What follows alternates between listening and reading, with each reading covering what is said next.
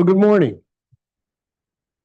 This is the Township of Lake of Bays Council for Planning Matters meeting for Tuesday, July 29th, 2025. And I want to open the meeting with first a reminder, please make sure your cell phones are turned off. And secondly, we've had a couple of very prominent citizens who've passed away. And so I'm going to mention certainly one of them is Marie Poirier, and her son is a station chief, Matt Young, and our sympathies go out to the family. And as well, I heard yesterday we lost Doug Cunnington. He was a past counselor. I'm going to turn it over to Councillor Tapley. I did go up and notice he's in a couple of pictures up there, but go ahead, Councillor Tapley. Can you tell us anything about Doug? Thank you. Doug was a legend. He was on council for 1.5 terms, I believe. I took over from him. He was down at Port Cunnington Lodge. People know him through his books. He wrote a lot of historical novels, not novels, historical treatises about Lake of Bays. Many of them. He moved to Kimberley, BC, but his heart stayed here. And he was very active in the community. Well, thank you very much for that. And I would mention also Marie was a planner, had a planning company, and we saw her a lot here. So they'll both be missed. So thank you very much for that. Okay. I have a script I must read, so I'm going to get right to it. Good morning and welcome to the Township of Lake of Bays Council for Planning Matters hybrid public meeting. Please be aware we're recording this meeting for the public record. All information provided is being collected pursuant to the Planning Act and be used for purpose of garnering your input to respond to inquiries and be notified of future meetings and is considered public information. This meeting is now being called to order. Are there any additions to the agenda?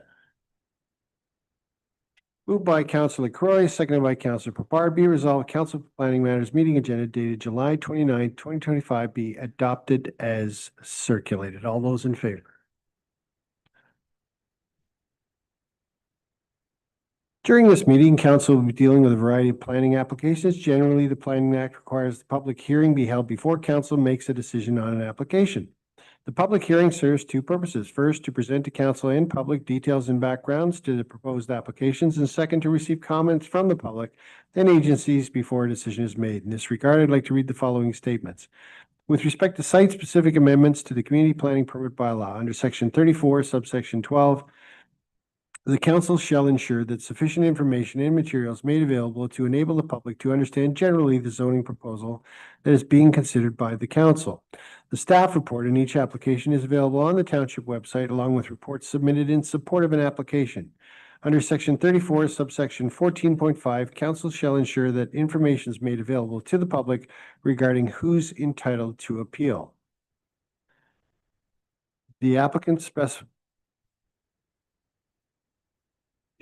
specified person as defined by the Planning Act, the public body, or the registered owner of any land to which the bylaw would apply, who before the bylaw passed made oral submission at a public meeting or written submission to the Council or the Minister may appeal to the Ontario Land Tribunal not later than 20 days after the day giving of notice is completed. Okay, next I have Councillor Brooks. Good morning, sir. You're going to read our land acknowledgement statement. Good morning, Mayor. Yes. And we recognize that we gather here on the traditional lands of the Anishinaabe and Haudenosaunee nations, acknowledging we are settlers here. We make our homes today on land bound by Treaty 13.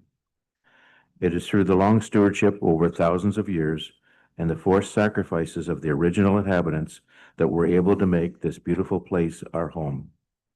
The ongoing stewardship of the environment is a legacy we must strive to treasure and preserve as we continue to learn from one another and grow together, sharing our collective history.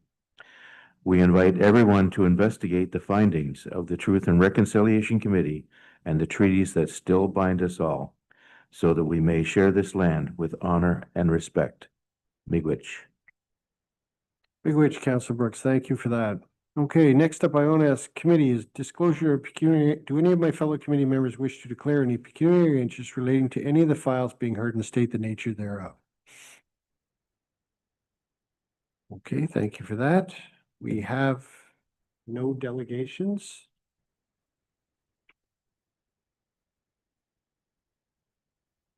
Oh, okay, the consent agenda. Right.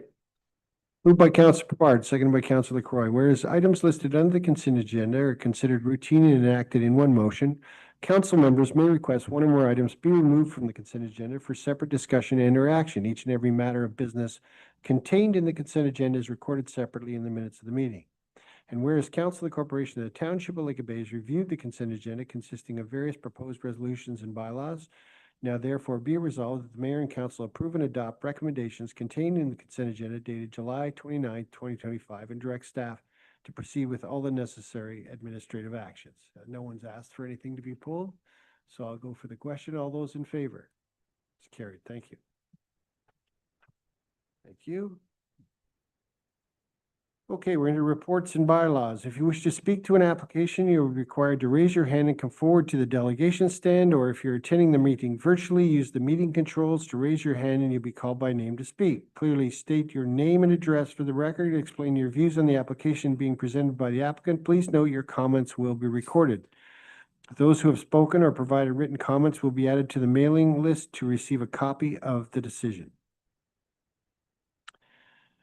Okay, I've got amendments to bylaw 2021-111, a bylaw amendment application Z1125 LOB Francis. And this will be Helena. Good morning, Helena. Welcome. Good morning, thank you. And just for the information of council, I've tried to simplify my presentations today to be more cutting to the chase, so I hope you like them. Okay, so this is a bylaw amendment application that's needed to allow the owners to build what they've defined as a gazebo on their dock attached to their boathouse and at 3 times the size permitted in the CPP bylaw. Staff are recommending that this be denied. So they need variances to several sections of the bylaw to allow this. One section being the size of the gazebo. The gazebo is proposed to be more than 3 times larger than what the bylaw permits. The second would be to allow a gazebo to project over water. So only a dock, boathouse, or boat port are permitted to project over water. And 3, to redefine what a gazebo is. That is to allow it to not be freestanding and only allow 3 sides to be open or screened. The justification provided is that the construction of a gazebo on top of an existing dock would maintain the legal non-complying SAA frontage and SAA coverage while providing a permanent shade structure for the owners. Here's a map of where the property is. It's on the western side of the community of Dorset within the community boundary. I've also got the site sketch here showing where the proposed gazebo would be built in red, attached to the boathouse. Although numerically, the gazebo would not add any shoreline activity area frontage or coverage because the dock on which it would be constructed already counts towards this. We're of the opinion that it will still add to the visual impact of the property. Note that the shoreline activity area coverage allowed as of right in this area, because this property is within a community, is 50%. And the property currently has a legal non-complying shoreline activity area coverage of 73.5%. Here are some photos of the existing shoreline development and where the gazebo is proposed. Those black doors on the side of the boathouse would open into the gazebo. There were no concerns noted by the district or any other township departments or external agencies. There were a couple of letters of support submitted by the applicant's agent along with the application by the neighbors on either side, I believe, and they were in support of the application. So staff are recommending denial because it's our opinion the size and location of the gazebo will increase the visual impact of the property, which doesn't meet the intent of the official plan and doesn't represent good planning. There's further no ability to plant vegetation in front of the gazebo to buffer the visual impact in this proposal. That's all I have for the presentation. I'm available for any questions if council has any. Thanks. Thank you very much, Helena. Questions for Helena? Councilor LaCroy. Yeah, thank you, Mr. Mayor. Yeah, when I read your report, Helena, I was looking at this one section where you said that in staff's opinion, it was a massing that really was the reason why we weren't allowing it because of the built form and massing within 20 meters of the shoreline. But when I look at the pictures down at the dock, when it's blending in with the, let's say the boathouse roof line, it didn't look to me like there was a big mass of structure there. Could you explain why you think it's a little too big for that area? Through you, Mayor Glover, thanks for your question, Counselor. It's just the opinion of staff that further built form at the shoreline will contribute to further visual impacts, sir. Councillor Tapley. Thank you, Mayor Glover. Elena, could you put the photographs back up of the dock, please? And then I'm wondering, could they not go to Canadian Tire, buy a gazebo, put them on the dock, anchor it down, and there's a gazebo. So really, what's the difference? I'm not sure who you're asking the question to. Um, What are you suggesting? They should go to Canadian Just Tire? think, sure, I love Canadian Tire. Get your triangle points. We're saying it's too big. But for built form, but they could do it anyway with a portable gazebo. It's not portable, it's anchored down and there it is. There's solid roofs and I don't know what. So what would be the difference between one that's built and one that's anchored down? I'm not really sure the difference. Elena, would you consider a portable gazebo larger than built form, like too much built form? Through you, Mayor Glover, I'd have to have a look at the application that came in. That's not what's before council today. Okay, Yeah, I think what they're suggesting is a permanent structure, right? And you can see if it comes off that and includes those French doors and they're going in and out of it. So it's kind of like a permanent deal.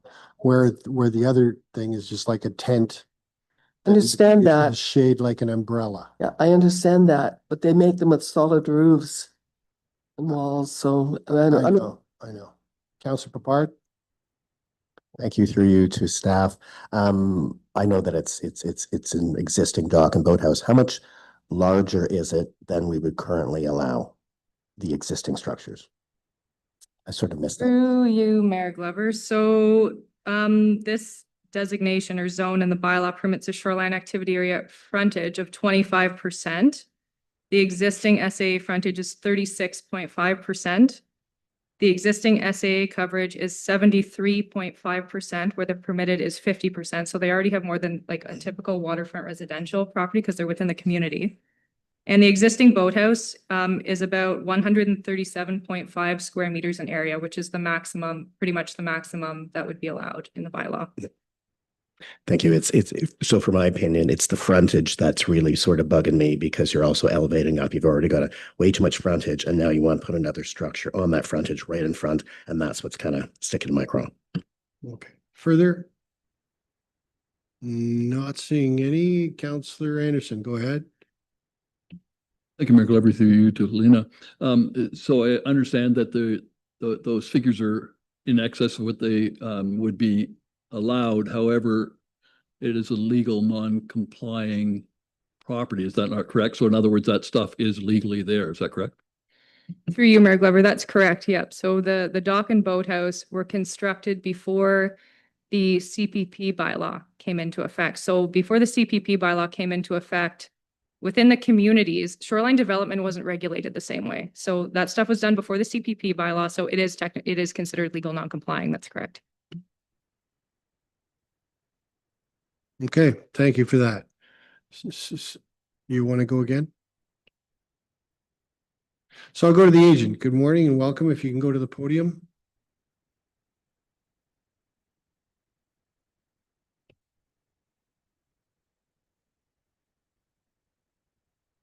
Good morning, Mayor and Council. I'm just going to share my screen.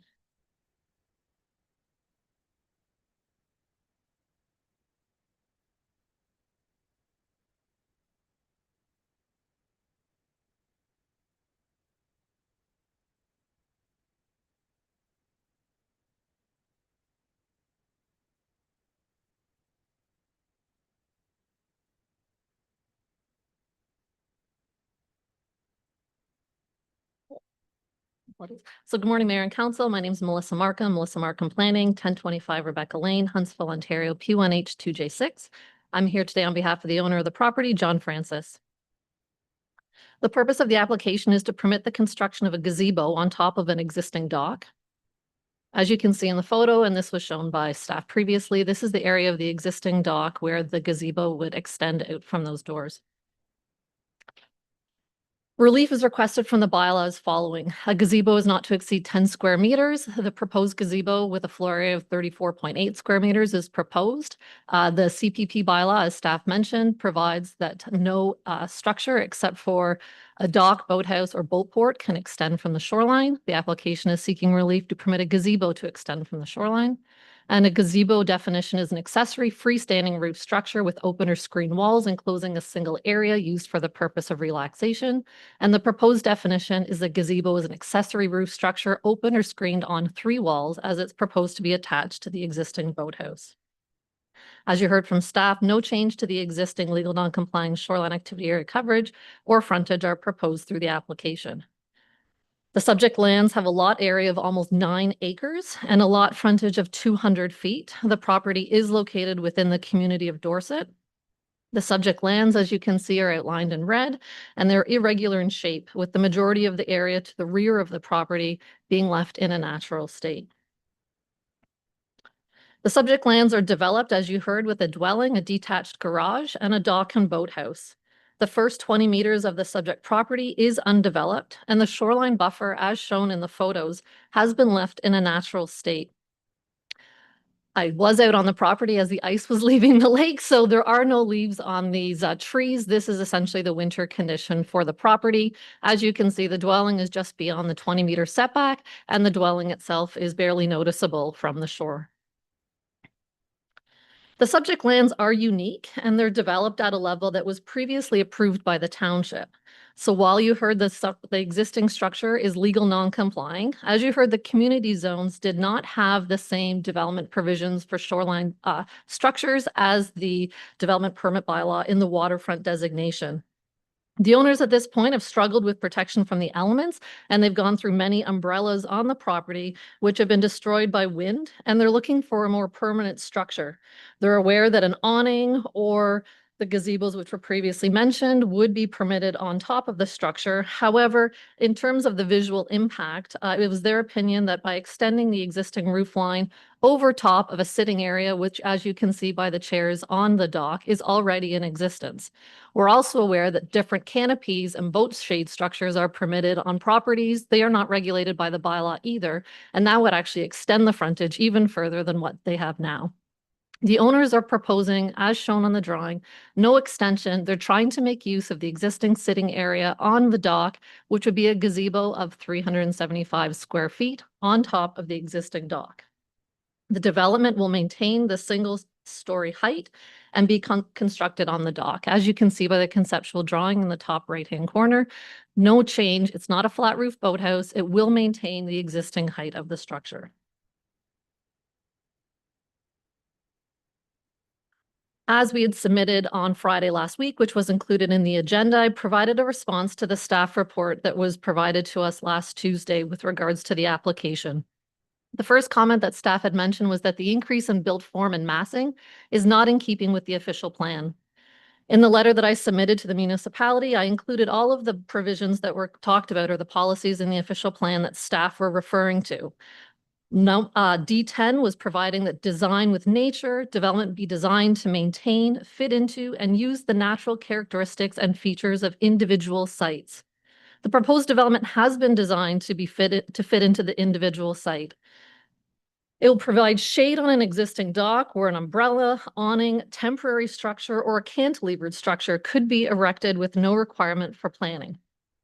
The subject lands are identified as steep slopes along the shoreline, and the owners are proposing to utilize the existing dock area, and they're not proposing any development within the first 20 meters of the property. Staff also provided policy G14, which provides policy for infilling and expansion in a community designation.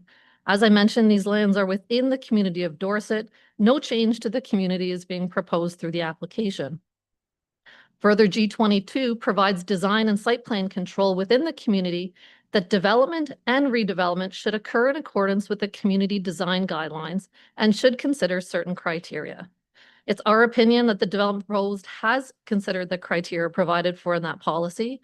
The orientation and frontage, bulk, scale, and design, access, preserving the natural landscape, and visual impact have all been achieved through the application. Further, the development will provide for weather protection. Staff provided that policies related to the residential character of Dorset were not complied with.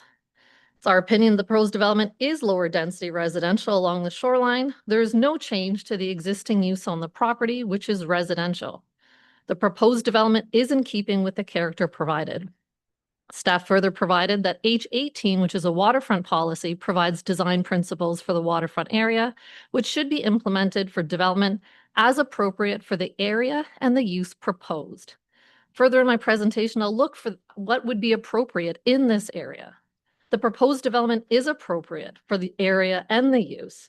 It retains the natural shoreline. It's proposed at the same height as the existing boathouse, limits the mass and coverage to that which currently exists. Staff further provided H20, which is providing for shoreline activity area policy related to maintaining an appropriate balance between ecological integrity and function of the shoreline and built form.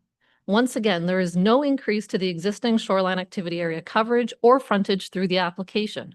The change is proposed, which will maintain the appropriate balance which currently exists between the shoreline and built form.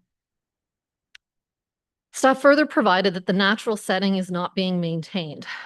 Once again, I provide that no change to the existing property is proposed through the application other than a gazebo on top of an existing dock. The photos that are here illustrate the natural setting in a leaf-off winter situation. No change to this is proposed through the application. Visual impact staff has provided is increasing through the application. Staff have provided that notwithstanding the structure would not further contribute to shoreline activity area frontage or coverage, it would increase the visual impact of the property, and there's no opportunity to plant vegetation to screen the visual impact of the gazebo. Staff is correct. You cannot plant in front of a boathouse over water. The application is not proposing to remove any trees which are currently existing on the property. The photos that are on this slide identify the existing natural buffer which is maintained behind the property. There are no unnatural paths. There's no stone patio. There is no other area within the shoreline other than the dock and boathouse for these owners to live, or sorry, to enjoy the water. Visual impact looks at existing landscape, vegetation, built structures, and other visual elements. Landscape behind the proposed gazebo is well vegetated. As staff provided in the report as well, there is a slope that exists behind the property. Due to the angle of the view from the lake towards the property, the gazebo is not anticipated to have a negative visual impact. Other visual impacts consider the structure, which also does not have any walls proposed. The gazebo is proposed to be constructed to the rear of the boathouse, and it will extend less than 15 meters from the shoreline. The roof of the boathouse is visually the same height as the shoreline behind. I'm not sure if you can see a cursor here. This is the elevation of the existing dwelling to the rear of the property, essentially in keeping with the extension of that roof line across to where the proposed gazebo would be. It is not anticipated that that extension will have any additional visual impact. Visual impact also considers where a project will be visible considering neighboring properties.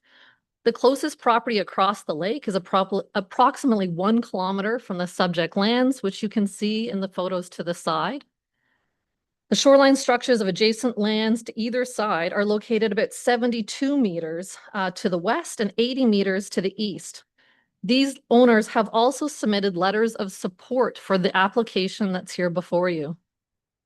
When you look at what's being proposed on the subject land, the boathouse does not exceed the maximum size of a boathouse, which would be given, the frontage of the property. Typically, the maximum size that would ever be permitted is 1,500 square feet. The boathouse is not that large, so it is less than the maximum size that would be permitted. However, due to the definition of a boathouse, it has to include boat slips. The gazebo does not include boat slips, therefore it's being defined as a gazebo. Staff provided in their staff report that the application does not maintain the character of the area. The character of this area, as provided in the official plan, is lower density residential. Waterfront properties within the community designations were previously regulated by the comprehensive zoning bylaw, which was provided, and did not contain any restrictions on the width and coverage related to shoreline structures. Shoreline development in the community areas was within the comprehensive zoning bylaw, and it was permitted a much higher level of development. No relief for the existing structure was required for that to be constructed. The subject lands are located within Trading Bay, and it's a mix of development in the area. The owner has provided some additional photos from this area of similar structures which exist within Trading Bay.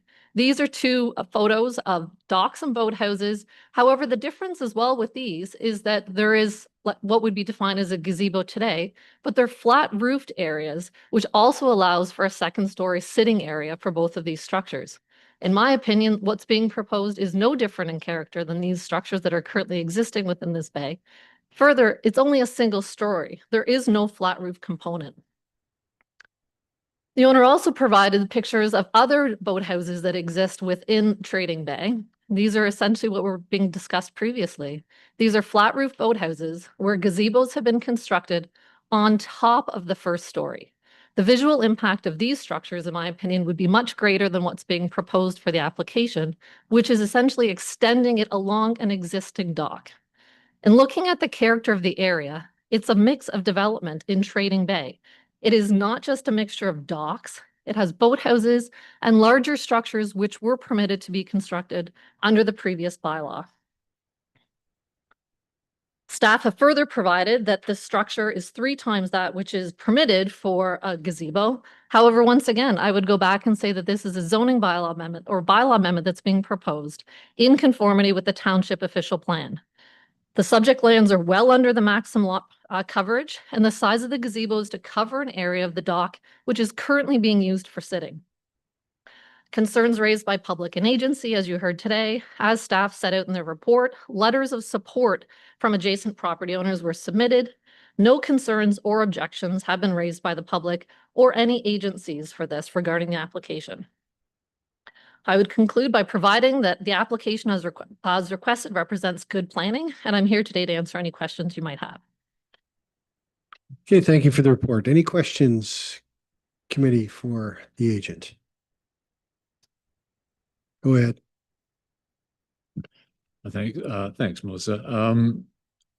As you heard, one of the denial aspects was that this gazebo was 3 times bigger than what was permitted. Was there any talk with staff on making it smaller, or was this a non-factor?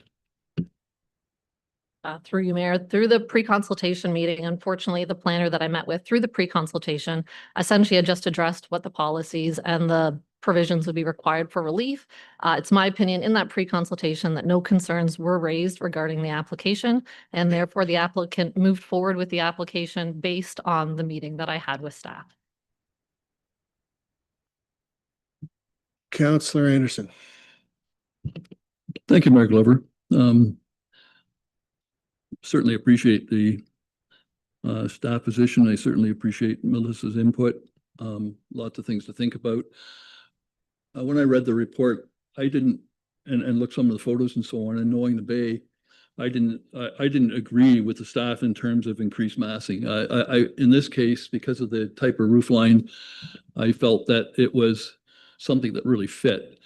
I also think in some ways, some of those other photos that were shown today are more intrusive, if you like, to my eyes when I'm looking at stuff perched on top of. The other thing I like about this idea is that it's safer. I mean, we're getting more wind events and so on, and this is a solid structure versus something that would be portable. So I certainly think that needs to be taken into consideration. I also clearly see that it does not interfere with shoreline buffers. This is a well-vegetated parcel of land, and the shoreline's well-vegetated, and there is nothing on the shoreline. There's none of this building of rock walls and so on. That so it's already existing. The platform is already existing. It does not affect the water, and there is really no change to the impact of the waterfront there. So when I listen to both sides of the arguments, I very much in this case would have to support the applicant. Anyone else? Councillor Papard. Thank you, through you to staff. It took a long time for us to get the CPPS in place. And what I recall, one of the benefits of changing from old bylaws was to help reduce the impact of built form in the community zones on the waterfront. So we saw a lot of photos of ginormous boathouses parked right out on the water. And one of the benefits of the CPPS was to prevent that from happening in the future. So I will be supporting staff on this. Thank you, Councillor Papard. Councillor Tappy, did you want to comment?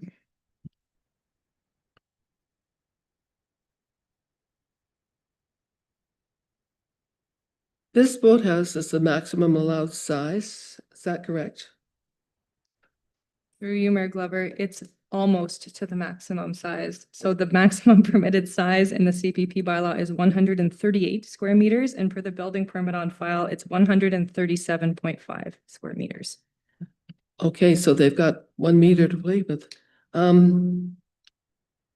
agree somewhat with both Papard and Anderson. I don't like the fact that this is making the boathouse so much bigger.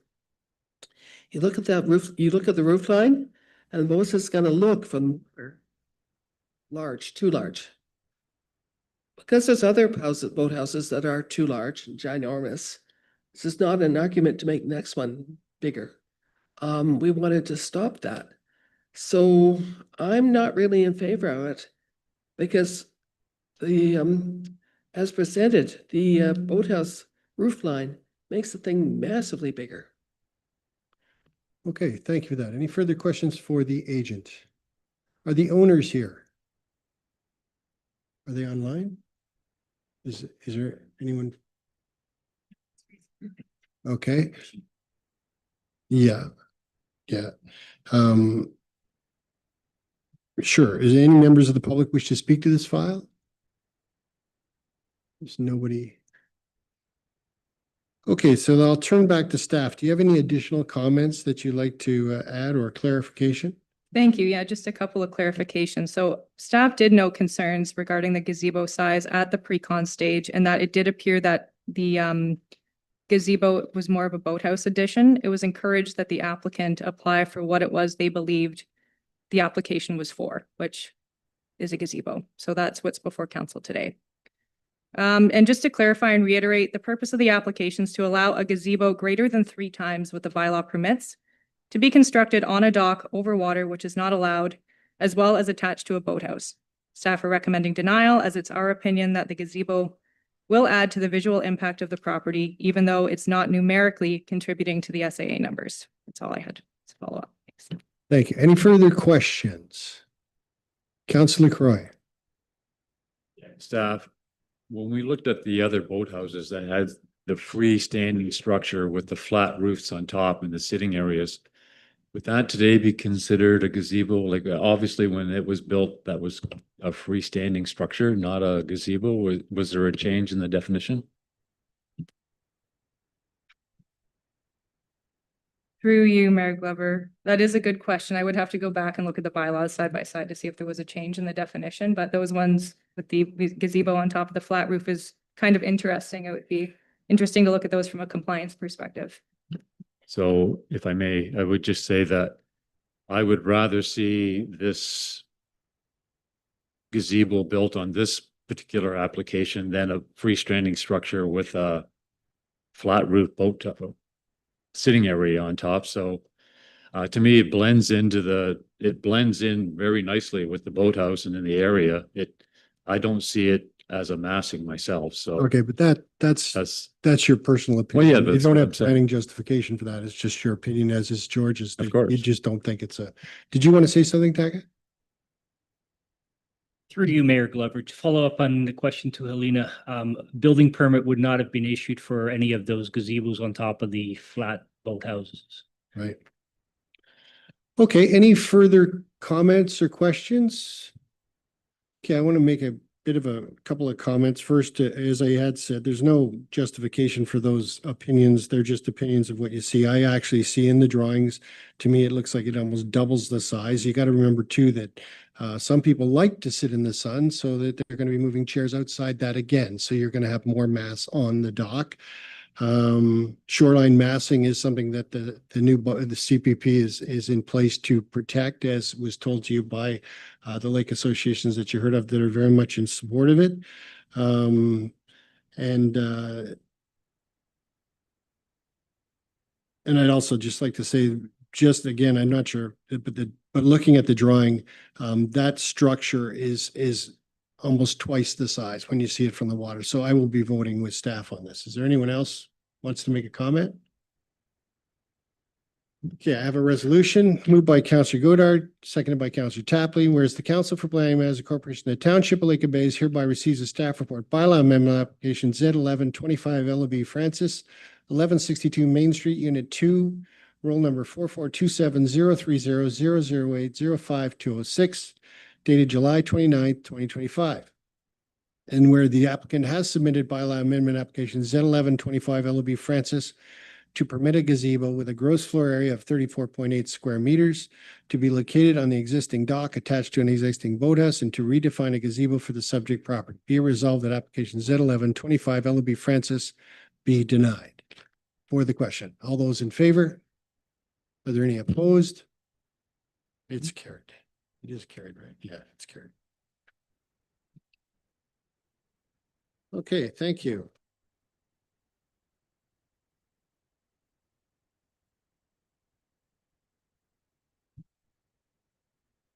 Bylaw amendment application Z0925 LB at Tularoo and Jacobson. I don't know if I butchered that. And this will be Esther. Good morning, Esther. Welcome. Good morning, Council.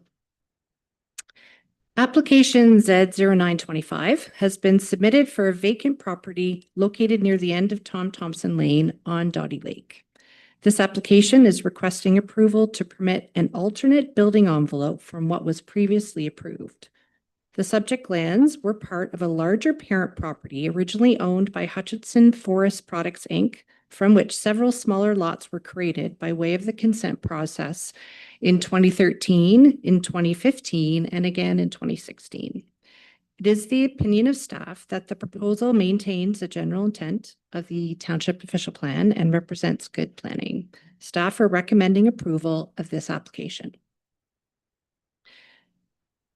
The lands subject to this application were provisionally approved by the Committee of Adjustment in 2016. Dottie Lake has been identified by the province as a trout lake at capacity and unable to sustain further development. In accordance with provincial policy and the Township Official Plan, Riverstone Environmental was retained in 2015 to conduct a site-specific soil investigation, which concluded that lot creation could be accomplished based on the recommendations outlined in their report. The 2015 report identified a specific septic envelope which reflected where the soil samples had been gathered and where a future septic system was to be located. A proposed building location was also noted. The provisional approval of B1515, which was the original application, required a site-specific bylaw in order to cite the proposed development and implement the findings of the technical reports. Site-specific bylaw 2017-048, which was attached to your staff report, applied exception E356 on the subject lands, which required, among other provisions, that the building and septic envelopes be located in accordance with Schedule B, which is shown here on this slide. When township staff pre-consulted with the applicant's agent in April 2024, staff noted that any development outside of the proposed locations as identified in Schedule B of the site-specific bylaw of 2017 would require a bylaw amendment. Further, because the 2015 proposed building location was identified in the Riverstone Soil Investigation Report, it was the direction of staff that additional consultation with Riverstone Environmental be required as part of a complete application. The applicants and their agent retained Riverstone Environmental to assess the proposed alternate building location. In a letter of opinion dated March 18th, 2025, Riverstone stated that the building location noted in the original October 2015 study was not meant to be precise. And after reviewing the current proposed site plan, Riverstone stated that it is our opinion that the site plan does meet our original report. Further, Riverstone states that the proposed septic is in the same area as where their original soil sample was collected, and they are confident that any small difference that can be seen on the overlay will not create an issue with the septic system being built on suitable soils. All that to say, staff have no concerns with the alternate building envelope as proposed based on this opinion from Riverstone. The Ministry of Natural Resources and Forestry have identified an area of high wildfire hazard on the west side of the subject lands, which is represented by the orange color on this slide. In accordance with official plan policy, a wildfire risk assessment was submitted as part of a complete application. Staff recommend that the mitigating measures identified in the assessment be implemented by way of a planning permit. Here are a few photos of the subject property. The top two photos show the entrance area and the existing pathway through the lot. The bottom left is a shot of the shoreline looking north, and the bottom right is looking south along Tom Thompson Lane, and the subject lands there on the left-hand side. In conclusion, providing the recommendations of the technical studies are implemented in a planning permit, staff are of the opinion that the proposal reflects good planning and conforms to the intent of the township official plan and is consistent with the provincial planning statement. Staff are recommending that the application be approved. That concludes my presentation. The applicant's agent is here in the gallery, and I believe the applicants themselves are present on Zoom today. Thank you. Thank you. Committee questions for Esther? Councillor Brooks. Thank you, Mayor.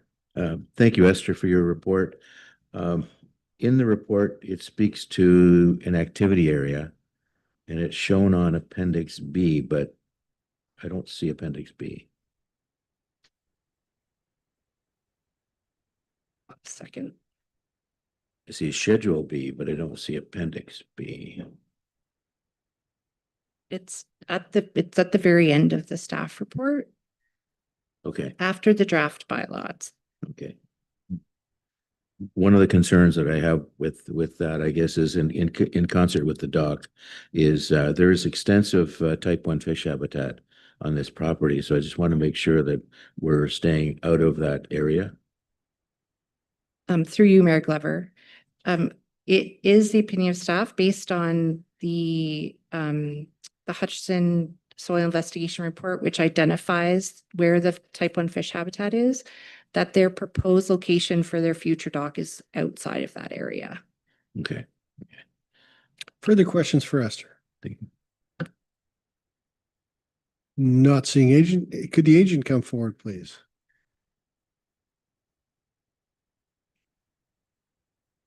Good morning, Mayor and Council. My name is Jennifer Robinson with Timber Block at 1936 Commerce Park Drive in Innisfil. Cool. Yeah, it is hard to hear. Is the thing turned on? Is that better? Little bit. Yeah, does the microphone need to twist around, go around one more time or something and pull down? There you go. Now you got to talk right into it. Nope, not that way.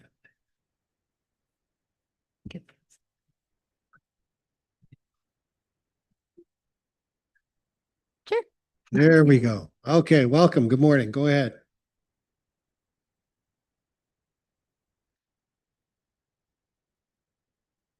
I don't believe I have anything to add. Based on the staff report, all the information is true and in conformance with the owner's intent for development on the vacant land. There are three proposed structures. One would be the detached garage, the single-family dwelling, and the future dock. There is no proposed development within the shoreline activity area, so there would be no disturbance.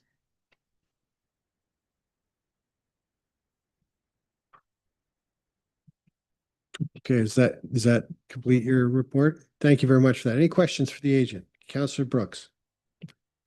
Thank you, Mayor, and thank you for your clarifications.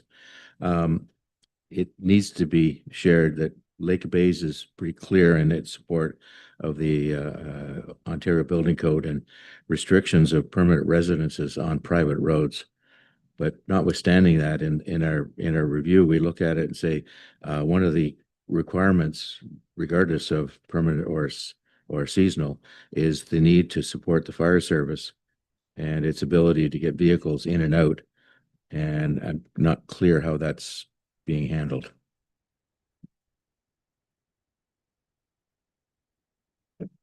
Are you able to explain what exactly is your question, Councillor Brooks? Supporting the fire service, like in a donation, or what are you looking for? Well, again, in concert with the Ontario Building Code, we are required to have the ability of getting emergency vehicles in and out of a property. And especially if you're on a private road, by the time you get in there, you want to be able to see on the site plan that those vehicles can turn around safely and exit the site. Taka? Through you, Mayor Glover. Seasonal cottages are exempt from that requirement for fire department access. So we would not issue a building permit for year-round residents on that property. Thank you. I just want to make that clear. Thank you. Anyone else? Okay, I understand the owners are here somewhere. Are they or no? Are they online? Would you wish to speak? Could you raise your hand, please? No, not raising. Morning, your hand. Council. I have no comments. Thank you. Thank you for that, sir. Is there anyone in the public wishes to speak to this file?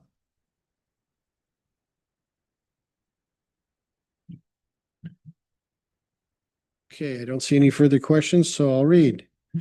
Moved by Councillor Brooks, seconded by Councillor Anderson. Whereas the Council for Planning Matters Corporation, the Township of Lake Bays hereby receives the staff report bylaw amendment application Z0925 LOB Tularoo and Jacobson, parts of lots 1 and 2, concession 8, Finlayson Ward, roll number 4427020012015003, dated July 29th, 2025. And whereas the applicants have submitted bylaw amendment application Z0925 LOB Tularoo Jacobson in order to permit development within an alternate building envelope from what was previously approved and to permit a minimum shoreline yard setback of 30 meters to the dwelling, whereas the previous site-specific exception to WRE 356 that applies to the subject lands requires a minimum setback of 33 meters. And whereas an amendment is required to delete previous site-specific exception WRE 356 from the subject lands that was applied under the development permit bylaw 04180 and carry forward the relevant provisions and replace it with new exception under the community planning permit bylaw. Therefore, be resolved, application 0925 LOB Tularoo and Jacobson be approved. And that bylaw 2025-116 be read and passed by council. All those in favor? And it's carried. Thank you for that. The Corporation of the Township of Lake Bays, bylaw number 2025-116, being a bylaw to amend bylaw 2021-111, known as the Community Planning Permit Bylaw at Tularoo and Jacobson. All in favor? And that's carried. Thank you for that. Sign it after. Thank you.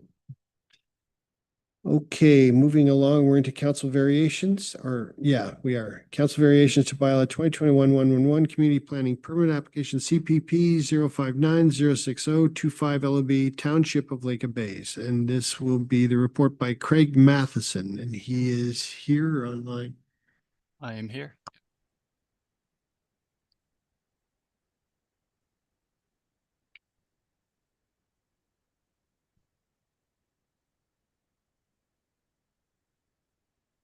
Good morning. Good morning, sir. If you give your name and address for the record, and then away you go.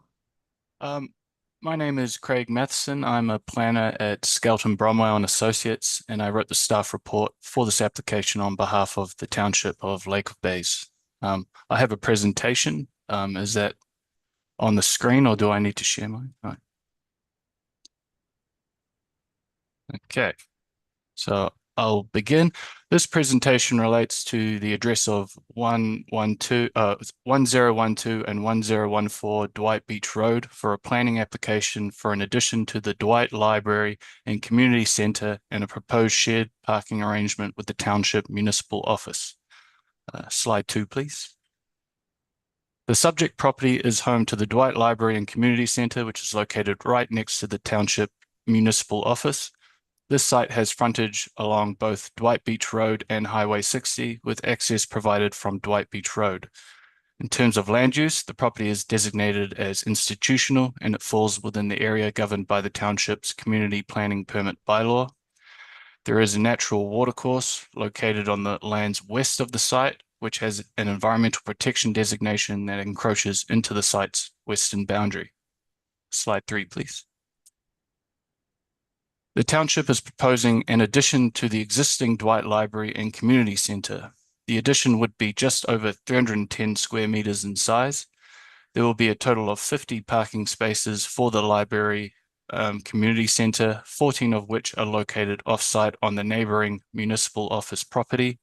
The shared parking approach makes better use of the space and ensures there's enough parking for both facilities when demand is the highest. Under the township's community planning permit bylaw, public buildings like this are allowed as long as they meet the planning standards. In this case, a planning permit is sought to allow the proposed addition and parking arrangement, given it slightly varies from the standard requirements. Next slide, please. The specific relief requested is as follows. For the vegetative buffer between the structures and the water body, the requirement is 15 metres from the watercourse, and what's being proposed is 11.64 metres. Importantly, the buffer that's there today is already in place and will be maintained. When it comes to setbacks from the environmental protection designation, the requirement is 30 metres. What's proposed is 15.11 metres for the addition and 0 metres for the parking area. It is noted that the parking encroachment is part of the existing site layout and no new expansion is being proposed in that location. Looking at the parking, the library and community centre technically require 53 spaces. A total of 50 is proposed, with 14 of these located on the municipal office property as part of the shared parking strategy. This includes 5 EV spaces. Lastly, for the side yard setback, where the new storage addition is proposed, the bylaw requires 4.5 metres and the proposal shows 2.86 metres. This setback relates to the adjoining township office site and is indiscernible when on the ground. In short, the proposal is making efficient use of the existing site layout while maintaining key buffers and addressing parking demand through a shared approach. Slide 5, please. To make sure the project is suitable from a technical and environmental perspective, studies were completed and submitted as part of the application. These include a functional servicing brief, stormwater management plans, parking justification report, and a scoped environmental impact statement. In terms of the scoped EIS, this was done due to the proximity of the site to the watercourse, and it confirmed there are no major ecological concerns as long as the recommended mitigation measures are followed. These include things like keeping the existing natural buffer in place, installing erosion and sediment controls, making sure asphalt is sloped away from the nearby watercourse, and building an improved stormwater swale to manage runoff. In addition, a parking justification report was prepared. It confirms that the parking approach between the library and community centre and municipal office will provide enough spaces now and in the future, including room for EVs. Slide 6, please. Overall, the application is supportable as the existing natural buffer will be maintained and the recommended stormwater measures like erosion controls and proper drainage will be put in place. The shared parking arrangement is suitable for the level of demand. Overall, the proposal meets the key criteria in the community planning permit bylaw and aligns with the township's official plan. Based on this review, we recommend council approve the application subject to the implementation of recommendations outlined in the technical studies submitted with the proposal. That's the end of my presentation and happy to answer any question. Thank you, Mr. Matheson. Questions for Mr. Matheson? Councillor Tapley. Thank you. I'm glad to see this finally coming forward, get the library moving. Where's the swale located? I'm not totally sure, to be honest. I would have to consult with the technical report to identify that location. Okay, approximate? East, west, north, south? It would be where the drainage slopes, so in alignment with the contours of the site. Again, I'm not entirely sure, and I would have to consult the report. I'll go to Mr. McKinnon. He's here from his holiday to join us today. Thank you, sir. Good morning, Your Worship. I believe the drainage slope is still existing where it currently is, down through the center, and that's just being mitigated a little bit on the outside to redirect the water.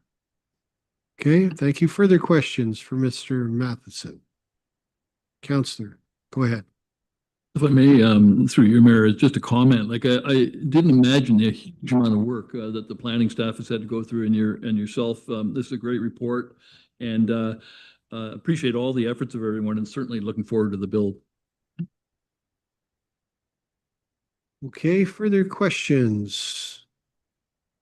Is there anyone in the public wish to speak to this file? No? Okay. Oh,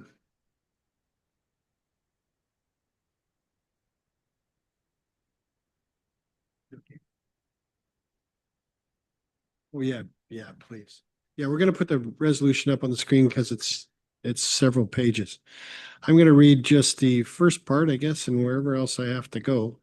Moved by Councillor Tapley, seconded by Councillor Picard. Whereas the Council for Planning Matters, the Corporation of the Township of Lake Bays hereby receives a staff report, community planning permit application CPP 05925 and 060-25 Township of Lake Bays 1012 and 1014 Dwight Beach Road, roll number 010-011-06704 and 010-011-06705 dated July 29th, 2025. And whereas the applicant has submitted community planning permit application CPP 059-25 and 060-25 Township of Lake Bays to permit the construction of a 310.1 square meter addition to an existing institution building, being the Dwight Library and Community Center, and to facilitate shared parking between the Township Municipal Office and the Dwight Library and Community Center properties. And whereas relief of the following sections of bylaw number 2021-111 is required to permit the proposed construction in CPP 059-25 on 1014 Dwight Beach Road. And you have them in your packages.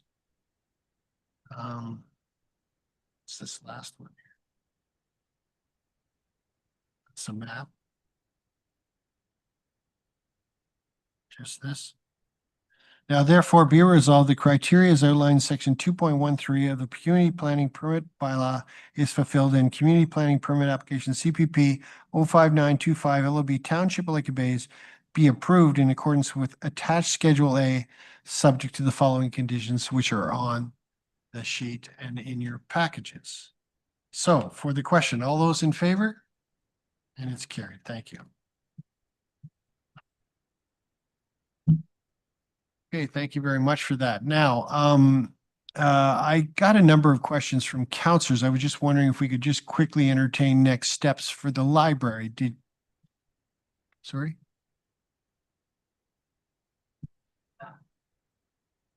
Sorry, I got a second resolution. It's quite big too, so let's go ahead. Moved by Councillor Croy, second by Councillor Picard. Whereas Council for Planning Matters, the Corporation of the Township of Lake Bays hereby receives a staff report, community planning permit application CPP 059-25 and 060-25 LOB Township of Lake of Bays, 1012 and 1014 Dwight Beach Road, rule number 010-011-06704 and 010-011-06705, dated July 29, 2025.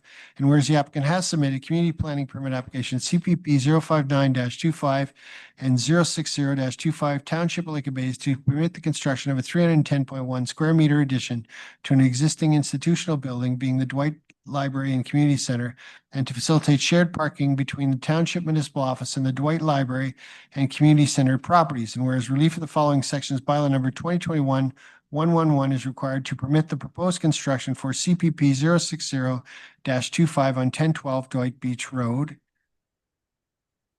And then here we are. Now therefore be it resolved, the criteria is outlined in section 2.13 of the community planning permit bylaws fulfilled in community planning permit application CPP 060-25 LOB Township of Lake of Bays be approved in accordance with attached schedules A, subject to the following conditions.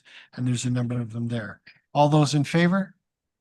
It's carried. Thank you very much for that. So, council, you've been asking me questions. Is there any Councillor Tapley, go ahead. And we'll make this brief. Yeah, I'm getting a bit concerned that they say we're building in the winter. Winter's coming rapidly. Where are we in the process of applications and everything? To you, probably, Scott.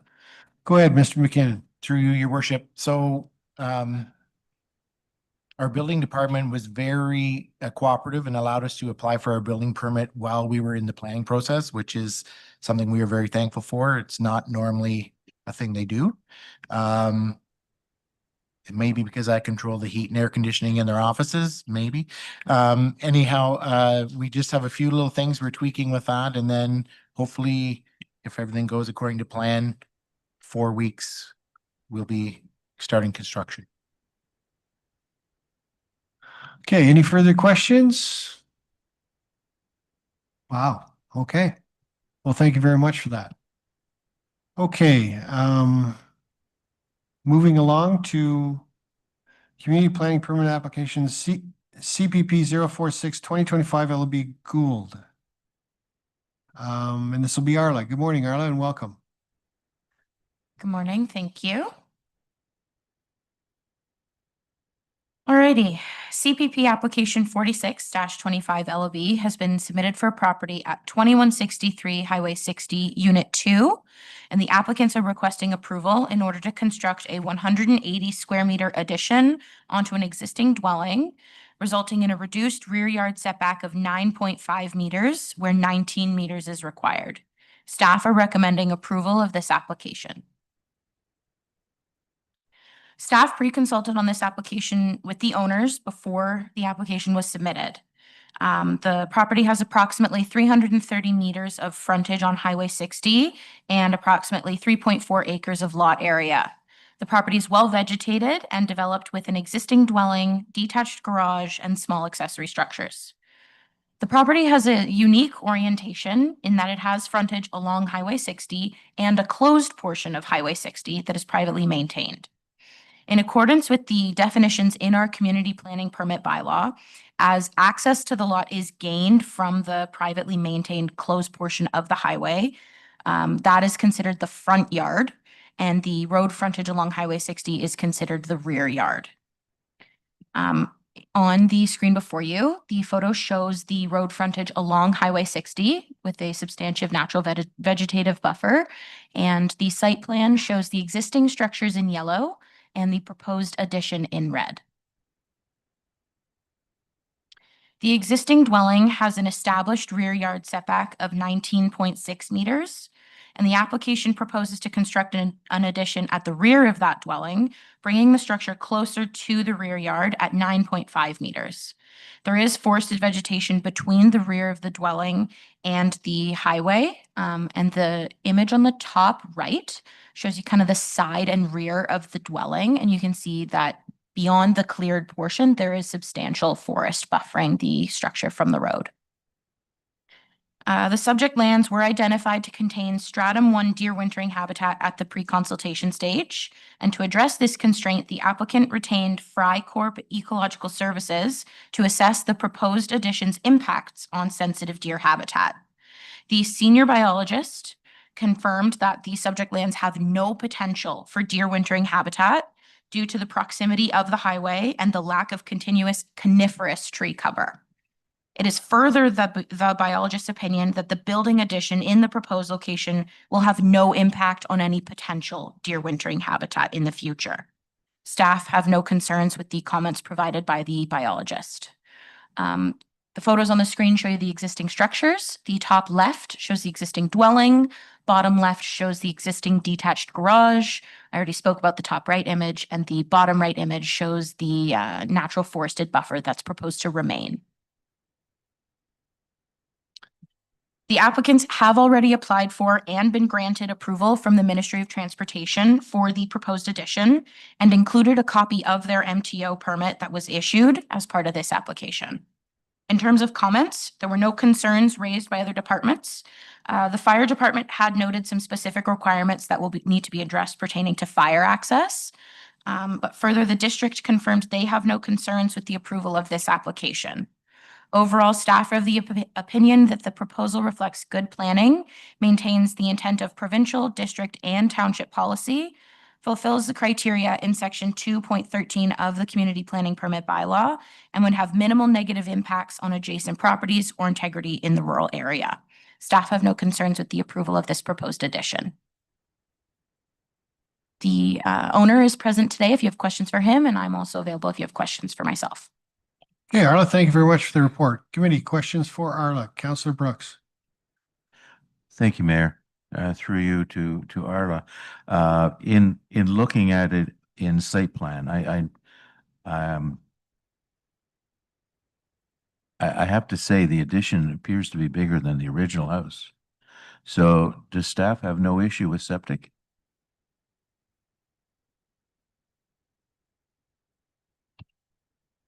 Through you, Mayor Glover. So septic will be addressed before the building permit's issued, and seeing that it's a large property, I don't anticipate any issues. We'll be able to get some type of septic on this property, but it will be addressed. Further questions? Not seeing any. Yes, the agent is online or here or? Oh, no? There's no agent? Oh, okay. Okay, so then there's no questions for the agent. Is anyone in the public wish to speak to this file?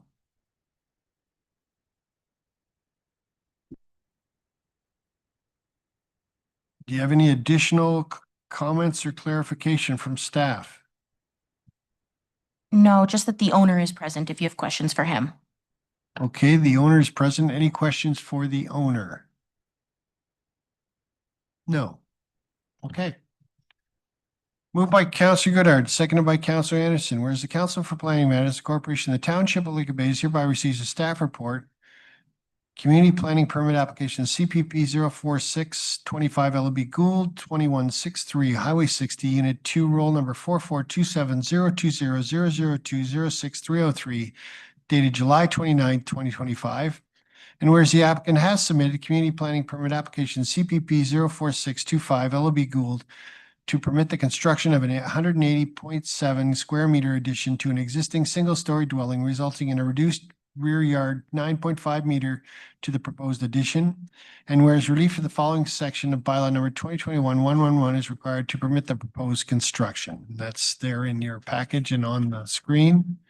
And finally, now therefore be resolved that the criteria as outlined in section 2.13 of the community planning permit bylaw is fulfilled and community planning permit application CPP 04625 LB Gould be approved in accordance with attached schedule A, subject to the following conditions that are on the screen. Any further questions or comments from council? Seeing none, all those in favor? And it's carried. Thank you for that.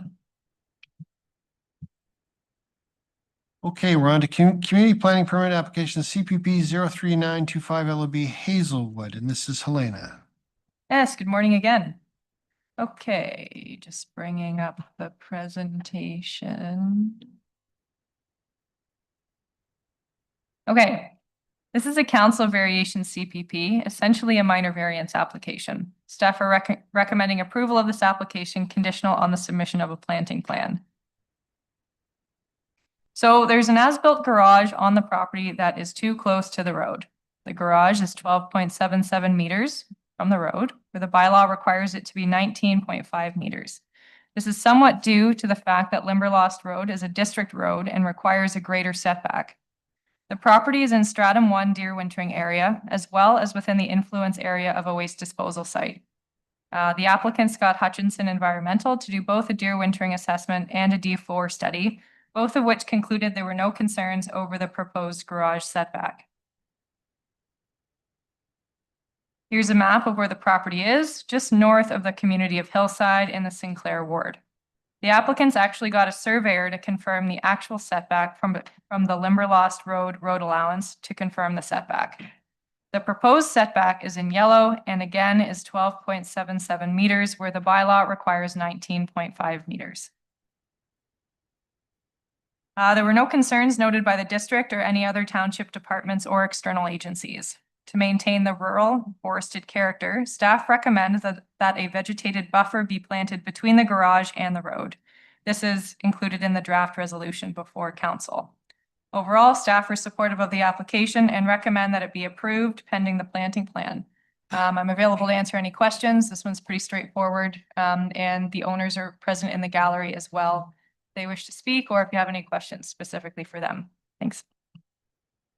Okay, thank you for that. Council, questions for Helene? Councillor Brooks. Thank you, Mayor. Like the last application, this is also in my ward. I'm quite familiar with the property. I drive by it many times a week. The property is well maintained. The house, to me, original house has heritage significance. It's close to the road, but again, it's well vegetated. It's looked after. Having said that, I support the approval of the file and the requirement to provide landscape buffer being recommended by staff. My one question is that I note that there are now 2 driveways. It used to be 1. My question is basically, I guess, has the district made any comment on this? Because my understanding is you're only allowed 1 driveway. Okay, should I go to, are you able to respond to that? I was just going to add that the district added that they didn't have any concerns for the application for the garage setback. Okay, so you have a question still about the driveway. Is anybody, do we have anyone here who can respond to that? Can you? No, I'm seeing lots of no's. So there you go. I don't know what to do with that. Go ahead, Councillor Brooks. Thank you, Mayor. If it's clarified that the district has no concerns, then I have no concerns. It is what it is. It does mean that it will reduce the amount of landscaping you're going to be able to do there, because that took away about 15 feet of frontage. But it is what it is.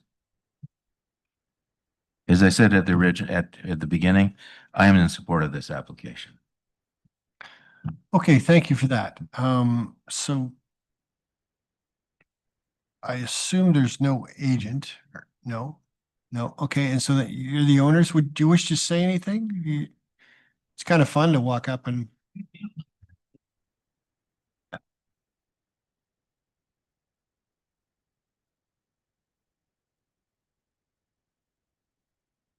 Good morning, Mayor Glover. I need your name and Shelton. address. No, it's Eugene Hazelwood, 1273 Limberlost Road. Just to Councillor Brooks' comment about the second driveway on when we moved there in several years ago, 12 years ago, there was a driveway in there already, or at least a culvert. It's still there. So I think it's grandfathered in. And I believe it was on the original survey as well. Okay, I think. Property. Well, thank you for that clarification. Councillor Brooks will continue to drive by and watch everything. Okay. Anyone else? Councillor Papard. Thank you, through you, Mayor. Just for fun, the landscaping so far looks really cool. Oh, thank you. Anyone else? Okay, thank you for that. Is there anyone in the public wishes to speak to this file?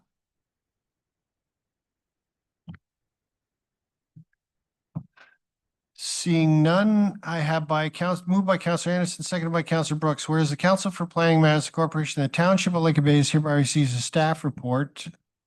Community Planning Permit Application CPP 03925 LOB Hazelwood, 1273 Limberlost Road, roll number 4427020000310300, dated July 29th, 2025. And whereas the applicant has submitted Community Planning Permit Application CPP 03925 LOB Hazelwood to permit a detached two-story garage at a reduced front yard setback of 12.77 meters from Limberlost Road, where the minimum required setback is 19.5 meters.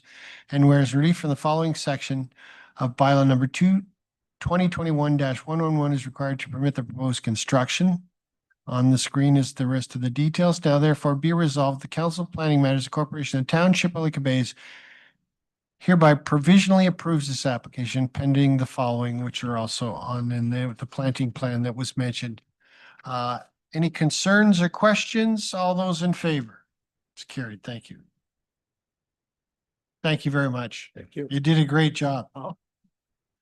Okay, so we're gonna have a short break for 10 minutes. 10:16, we'll meet back at 10:26. Okay, thank you.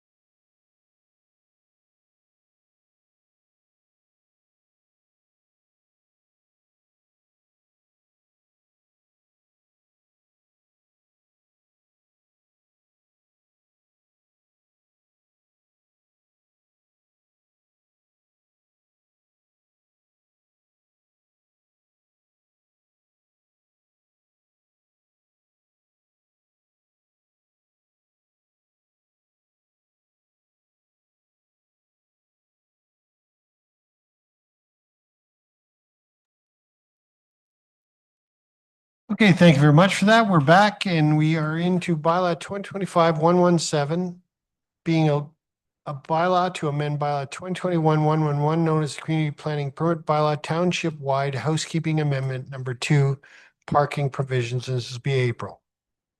Thank you, Mayor Glover. So I can speak to all three of the bylaws that are on the agenda under other.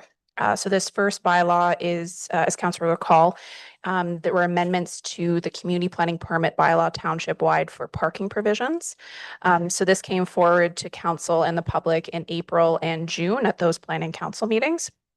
And this bylaw that is on the agenda today remains unchanged from when it was presented back in June. There were no further comments that were received and no changes that were requested by council. So it is now before council for passing. Do you want me to do all three at the same time? Sure, yeah. Then the second bylaw that's on the agenda is the cash and lieu parking bylaw. Again, as council recall, this was presented back in the June meeting to council and the public. This remains relatively unchanged from the June meeting. The only change is the fee. So through discussions at the June meeting, council had requested a $500 fee per parking space for cash and lieu. So that has been implemented into this bylaw. Again, everything else has remained unchanged from when it was presented in draft form and is before council today for passing. And then the third bylaw you'll see on there is an amendment to the township's fees and charges bylaw. This is to implement into our fees and charges bylaw that $500 fee, like I mentioned before, as well as an application fee of $800 for those that are wishing to apply for cash in lieu. And that amount remains unchanged from the June meeting. So again, another bylaw there that is for council for passing. Any questions? Councilor Cry.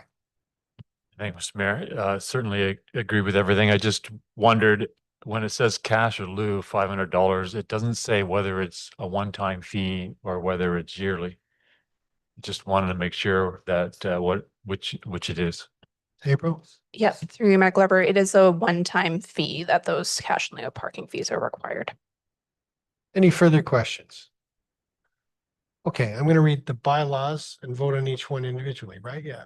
Okay, so first one, the Corporation of Township of Lake Bay's bylaw number 2025-117, being a bylaw to amend bylaw 2021-111, known as the Community Planning Permit Bylaw Housekeeping Amendment Number 2, Parking Provisions. Any questions? All those in favor? And it's carried. Thank you. Corporation of the Township of Lake Bay's bylaw number 2025-118, a bylaw to provide cash in lieu of off-street parking spaces. Yeah, that's it. All those in favor? It's carried. And then finally, by Corporation of Township of Lake Bay's bylaw number 2025-119, being a bylaw to amend bylaw 2024-197 to establish fees and charges on persons for payment of municipal services, activities, and use of municipal property, Planning Service Department Schedule G. All those in favor? That's carried. Thank you very much. Okay. So there's no communication items, no notice of motion, so we'll be going into closed session. Thank you so much for joining us today, those of you. We will be coming back to report after we have our closed session.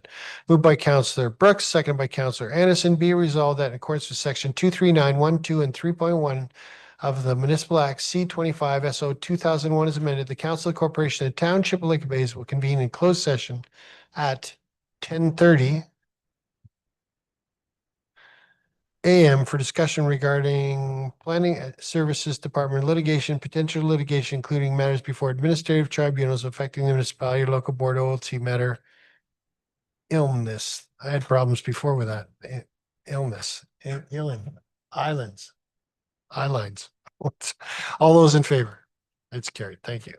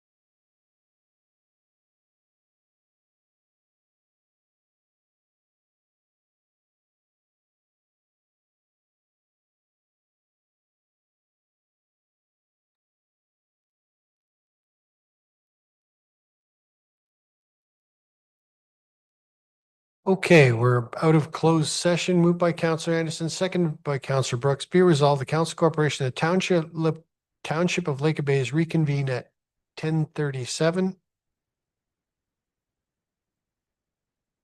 In open session and report on matters discussed in closed session. All those in favor?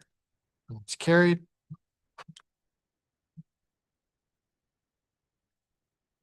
Corporation of the Township of Lake Bay's bylaw number 2025-120 being a bylaw to confirm the proceedings of the July 29th, 2025 Council for Planning Matters meeting. All those in favor?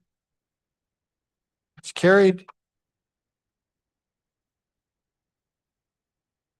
Moved by Councillor Brooks, seconded by Councillor Anderson. Be it resolved, the Council for the Corporation of Township of Lake Bay is hereby adjourns at 10:38.